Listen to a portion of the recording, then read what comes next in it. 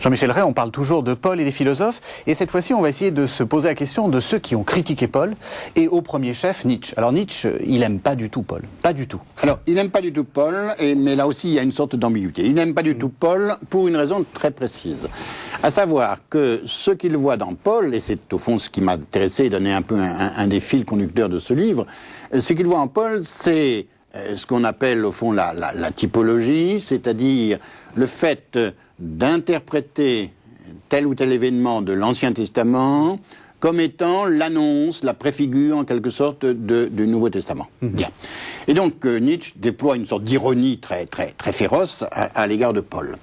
Et il devient au fond à la fois une sorte de critique très virulente à la façon de ce qu'il écrit, à la mesure de ce qu'il écrit, et puis il devient également quelqu'un qui s'interroge sur, c'est quasiment une phrase de lui, sur ce qui reste encore de chrétien en nous.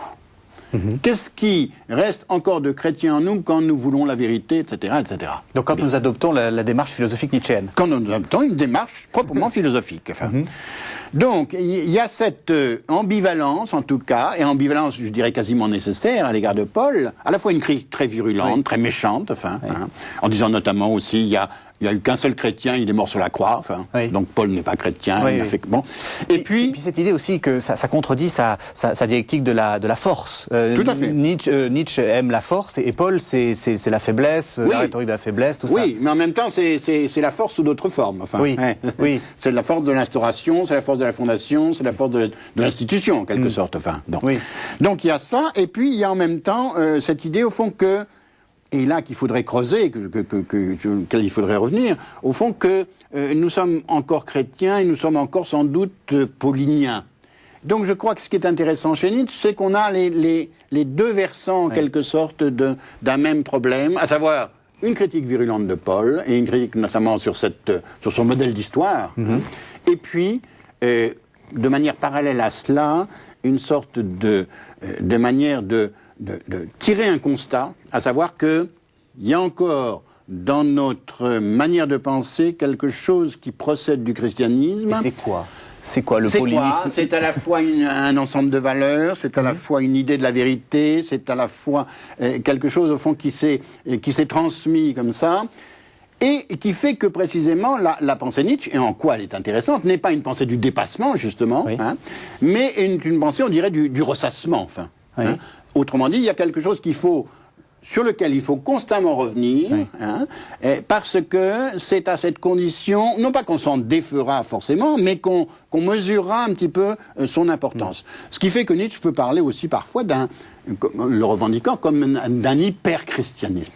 Oui, et dans Zarathustra, il y a bien cette idée de la rumination, et ça marche aussi pour Paul. Ça marche aussi pour Paul, évidemment. Comme des ruminants, il faut remâcher. Tout à fait, il faut remâcher, et au fond, on n'en a jamais fini de cette provenance, de cette sorte d'origine, de cette virulence, de cette violence de la fondation, de cet ensemble de valeurs. Et c'est ça, au fond, qu'il faut essayer à la fois de penser, de ruminer, de faire travailler.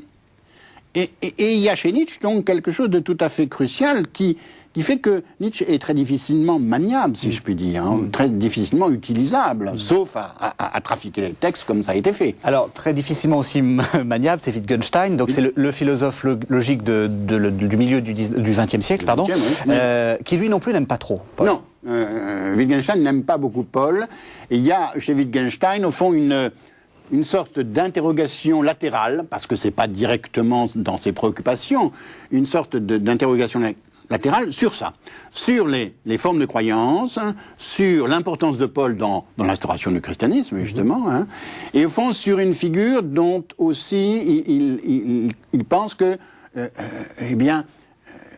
ça n'est pas au fond simplement une critique qu'il faut opérer, mais quelque chose qui ressemble, en tout autre terme, à ce que fait Nietzsche, c'est-à-dire quelque chose de l'ordre d'une rumination, aussi d'une élaboration continuée sur, là encore, cette présence très forte de Paul, du paulinisme ou de certains éléments du christianisme qui lui semblent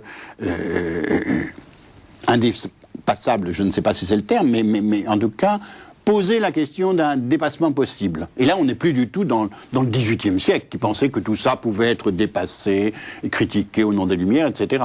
Merci Jean-Michel Ray.